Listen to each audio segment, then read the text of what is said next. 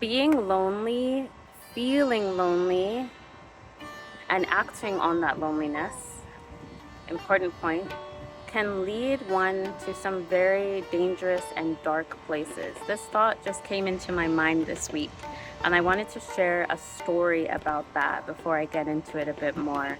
So, a few years ago, I was in a very, very lonely place. Mind you, I did have friends.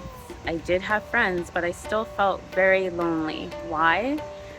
Because I wanted a partner.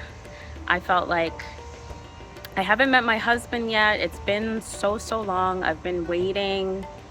I'm into my 30s now and I still haven't found him. Where is he? And I had built up this idea in my mind that having a husband, having a boyfriend that led to a husband was like the most important relationship you could ever have. And because of that, I felt very lonely. And so there was a guy that I met in my community, and I felt like, I guess on the surface, I felt like he had like quite a few qualities I was looking for, or at least the potential or the appearance of it, because I didn't really know him very well. But I met him one time, like having lunch with a friend.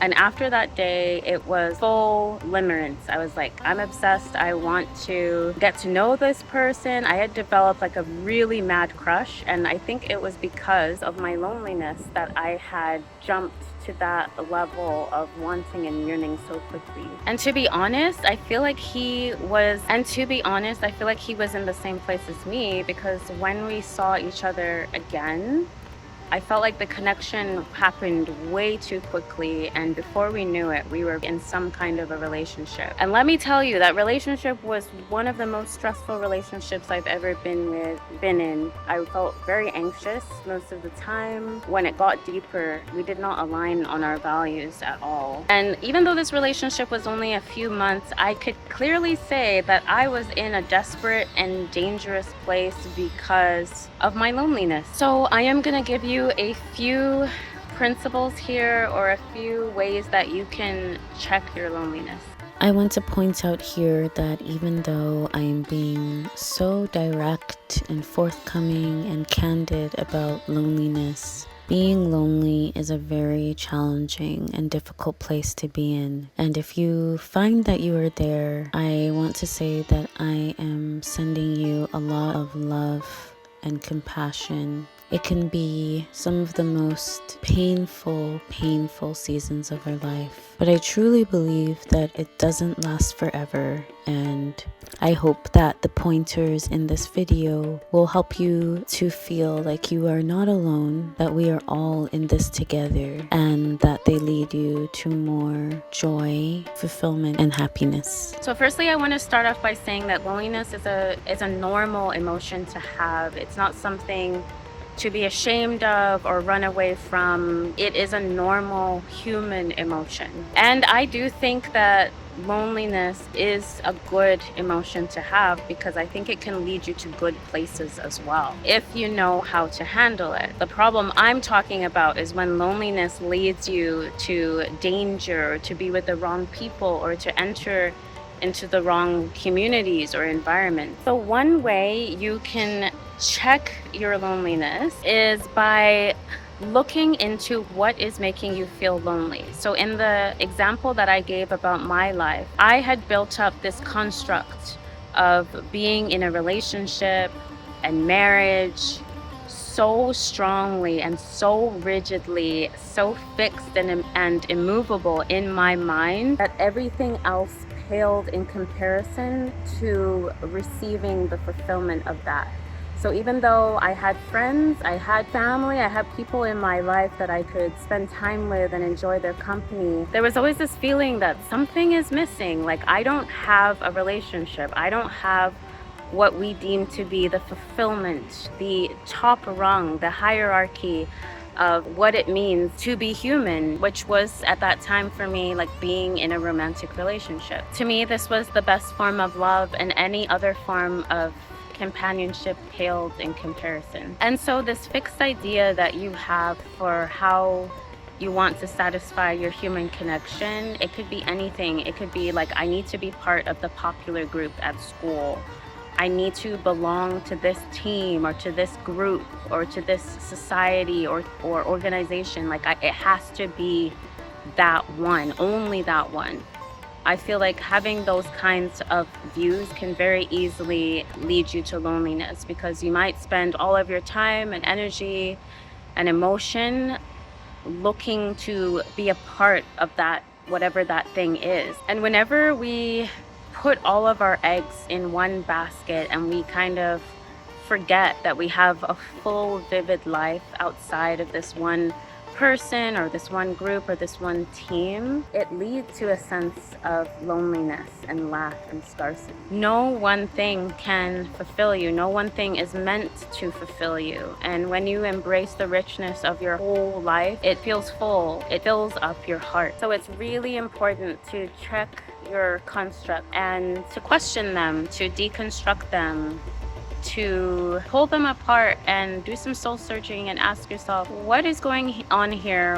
What beliefs or what limiting beliefs do I have in my life that might be causing me to feel lonely? Another way to check your loneliness is to ask yourself whether you've been cultivating friendship with yourself. So this isn't just doing things by yourself, which is also very good and very important, like going to meetup group, going out to a movie or to dinner or to exercise classes or dance or whatever, doing different things by yourself, going for a walk. It's not just that which is also important, it's also nurturing your emotional life as well. So it's having practices of solitude where you're by yourself, you are journaling, you are going for walks and exploring your emotional landscape. You are seeing what is inside of you, and you are making yourself responsible for those emotions, and you're not outsourcing them to different people or different things. If you find loneliness, if you find pain, if you find inadequacy or insecurity or pride or whatever you find inside of you, you are creating space to comfort yourself, to encourage yourself, to show yourself compassion and love, to hold yourself and hug yourself and say, like, it's okay that you feel this way. It's okay that I feel this way. You're not waiting for some Prince Charming to come around and comfort you and do these things for you. You are taking responsibility for your own life and your own emotional world.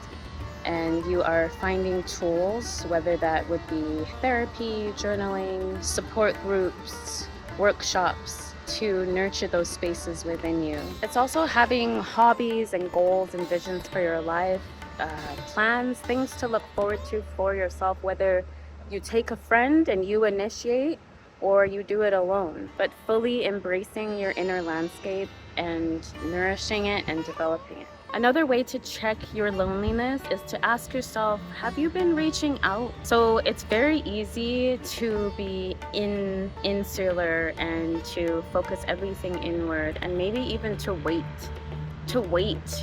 for a husband to come, to wait for a girlfriend, or to wait for an opportunity to arise in your life. And I think having that kind of mindset often does create loneliness, because you're not building your life. You are waiting for things to happen to you. And reaching out is a very important value to keep your life growing and stimulated. There's so many ways you can reach out.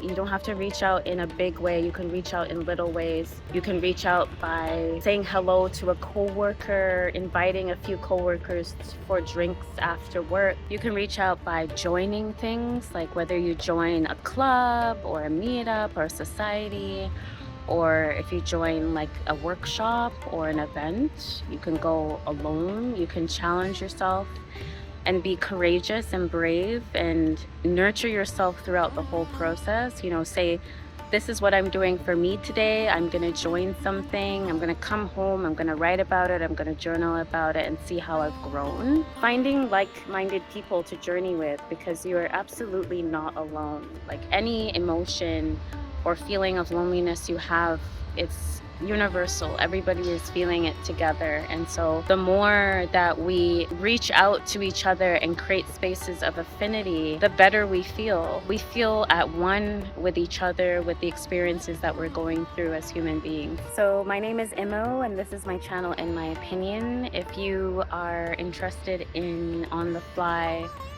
little tidbits or discussions about life like this, please like, comment, and subscribe to my channel. I'm really happy to have you here, and I will see you next time.